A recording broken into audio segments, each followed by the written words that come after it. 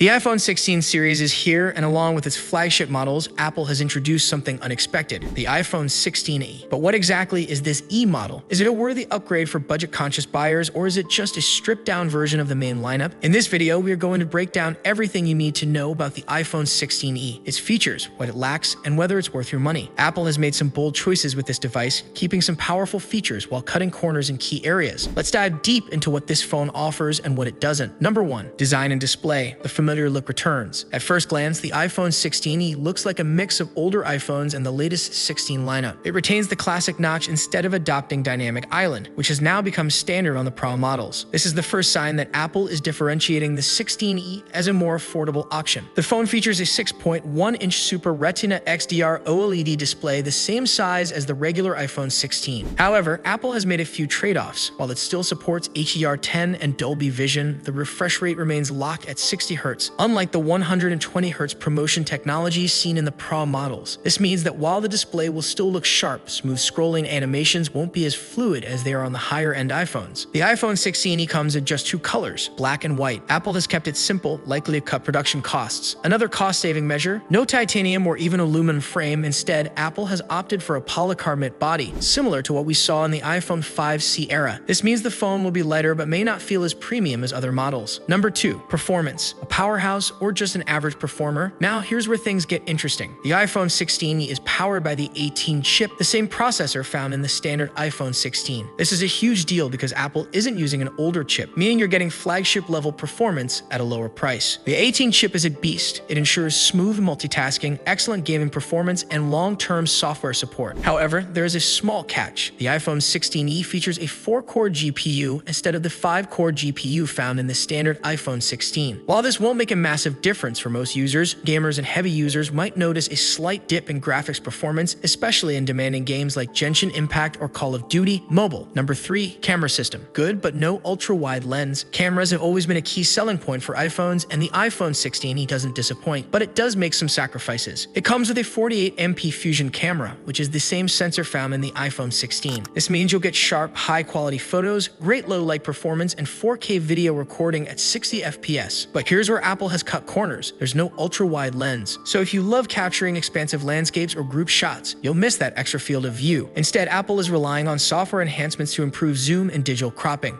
For video lovers, the good news is that cinematic mode and action mode are still present, making this a great device for casual content creators. Number 4. Battery life, a hidden advantage. One of the most surprising aspects of the iPhone 16e is its battery life. Despite being a more affordable model, it actually has a longer battery life than the standard iPhone 16. Apple claims the iPhone 16e can last up to 26 hours of video playback, which is about 4 hours more than the iPhone 16. This is a significant upgrade, and it means you can easily get through a full day of heavy use without worrying about charging. But why does it last longer? The combination of a lower refresh rate, 60 Hz, and a slightly more power-efficient display means the phone consumes less energy. This makes the iPhone 16e one of the best battery performers in Apple's current lineup. Number 5. Connectivity. A new era for Apple. Another area where Apple has made a significant change is connectivity. The iPhone 16e is the first iPhone to feature Apple's in-house 5G modem, the C1. This is a huge move because until now, Apple has been relying on Qualcomm modems for 5G connectivity. The C1 modem promises better power efficiency and improved signal reception. However, real-world performance tests will reveal how well it competes with Qualcomm's chips. There's also a customizable action button, the same one found on the iPhone 16 Pro models. This button allows you to set shortcuts for different functions, such as launching the camera, turning on the flashlight, or activating shortcuts. However, Apple has removed the camera control button, which might be disappointing for photography enthusiasts. Number 6. What's missing? The trade-offs you should know about. While the iPhone 16e offers some premium features, there are some notable omissions. No MagSafe support. Apple has completely removed MagSafe, so you won't be able to use MagSafe accessories or wireless chargers. No ultra-wide camera. If you love capturing landscapes or group shots, you might miss this feature. Lower GPU power. While the A18 chip is powerful, the 4-core GPU means slightly lower performance in high-end gaming. No dynamic island. Unlike the iPhone 16, 16 Pro, and 16 Pro Max, the 16e still has the traditional notch design. These compromises may not be deal breakers for most users, but they are important to consider. Number 7. Pricing and availability. Is it worth it? Apple has priced the iPhone 16 aggressively to attract budget-conscious buyers. Here's how it stacks up. 128GB model, $599. 256GB model, $699. 512GB model, $899. $799. For comparison, the iPhone 16 starts at $799 and the iPhone 16 Pro starts at $999. This makes the iPhone 16 a solid choice for those who want an Apple device with a modern processor but don't want to spend $800 or more. Pre-orders started on February 21, 2025, and the phone will officially hit stores on February 28, 2025. Final verdict: should you buy it? The iPhone 16e is an interesting device. It brings powerful performance, excellent battery life, and Apple's latest innovations at a more affordable price. However, it also cuts some key features like MagSafe, ultra-wide cameras, and dynamic island. So who is this phone for? If you want an iPhone with the latest chip but don't care about premium features, the 16e is a fantastic choice. If you value features like MagSafe, a high refresh rate, and multiple cameras, you might want to spend extra for the iPhone 16 or 16 Pro. Ultimately, the iPhone 16e is Apple's way of making the iPhone experience more accessible, and for many users, that might be exactly what they need. What do you think about the iPhone 16e? Is it worth the price, or has Apple cut too many corners? Let me know in the comments below.